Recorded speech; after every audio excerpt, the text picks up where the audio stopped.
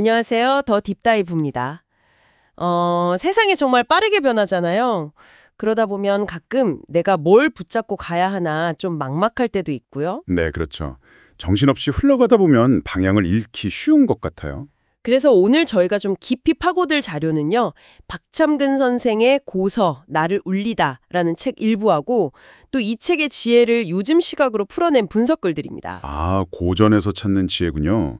단순히 옛날 이야기가 아니라 지금 우리 삶에 필요한 통찰을 주는 자료들이죠. 맞아요. 그래서 오늘은 이 자료들을 가지고 막 변화가 심한 세상 속에서도 우리가 좀 놓치지 말아야 할 본질적인 가치들, 뭐 예를 들면 책임감, 진정성, 또 배움이나 겸손, 포용력 같은 것들에 대해 이야기 나눠보려고 합니다. 좋습니다. 그럼 첫 번째 가치인 책임감부터 시작해 볼까요? 네, 그 자료에 보니까 책임을 하늘이 준 숙제이자 선물이라고 표현했더라고요. 이게 좀 와닿으면서도 궁금했어요. 숙제는 알겠는데 선물이라니. 그게 참 재밌는 표현이죠.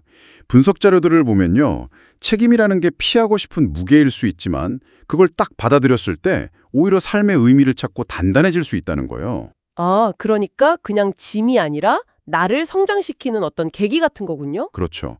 부모로서든 자식으로서든 아니면 그냥 사회의 한 구성원으로서든 각자 역할에 따르는 책임이 있잖아요.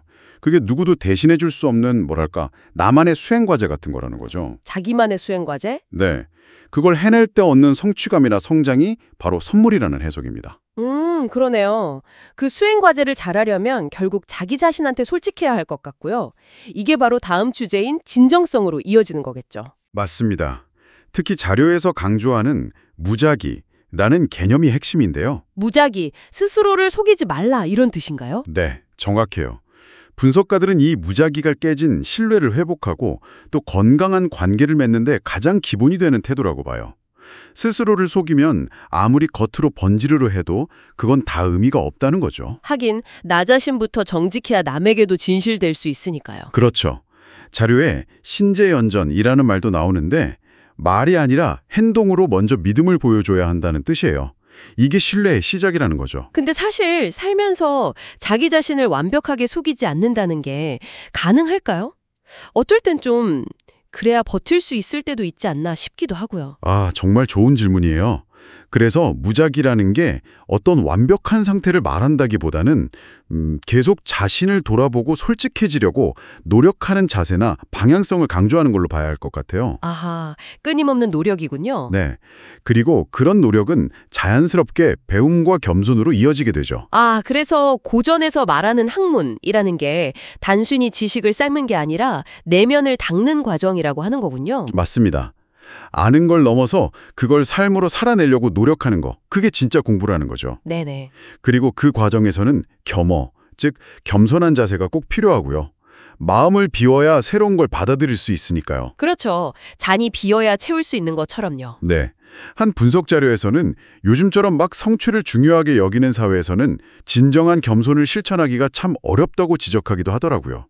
휴영이겸이라고 가득 차면 덜어내고 비우면 오히려 채워진다는 이치가 더 와닿는 이유겠죠. 쉬영이겸 이것도 기억해둬야겠네요. 자, 그럼 마지막으로 포용력에 대해서도 이야기 나눠볼까요? 자료에 나온 해볼 양수라는 비유가 참 인상 깊었어요. 바다가 어떤 물도 가리지 않고 다 받아들인다. 네, 정말 멋진 비유죠. 요즘처럼 다양한 생각과 가치관이 막 부딪히는 시대에 꼭 필요한 태도인 것 같아요. 바다처럼 넓은 마음으로 다른 것들을 품어 안는 거죠. 네. 그리고 또 하나, 안분이라는 지혜도 같이 이야기하는데요.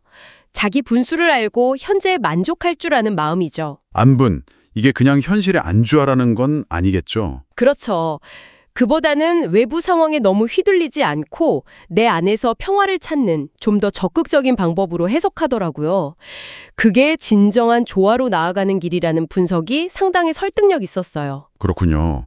책임감부터 포용력까지 오늘 고서 나를 울리다와 관련 분석 자료들을 보면서 정말 많은 생각을 하게 되네요. 네, 세상은 계속 변하겠지만 이런 고전의 지혜들은 오히려 이럴 때일수록 우리 내면의 중심을 딱 잡아주는 닷 같은 역할을 하는 것 같아요. 맞아요. 책임감, 진정성, 배움과 겸손, 그리고 포용력. 이런 가치들이 여전히 우리 삶의 중요한 나침반이 되어줄 수 있겠네요. 핵심은 결국 시대가 변해도 흔들리지 않는 나만의 가치 기준을 세우고 그걸 지켜나가는 것 아닐까요? 오늘 나눈 이야기들이 당신의 삶에 그런 기준을 세우는데 조금이나마 도움이 되었으면 좋겠습니다. 자, 그럼 마지막으로 청취자분들께 질문 하나 드려볼게요.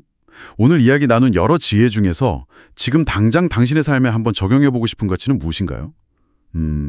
예를 들면 오늘 하루 딱 스스로를 속이지 않으려고 의식하는 것, 무작위. 이걸 한번 해보는 건 어떨까요? 작은 실천 하나가 의외로 큰 변화를 가져올 수도 있거든요. 네, 맞아요. 어쩌면 그 작은 시도 하나가 복잡한 당신의 일상에 새로운 균형과 명료함을 가져다 줄지도 모릅니다. 당신의 깊이 있는 성찰을 응원하면서 저희는 다음 이야기로 다시 찾아뵙겠습니다. 감사합니다.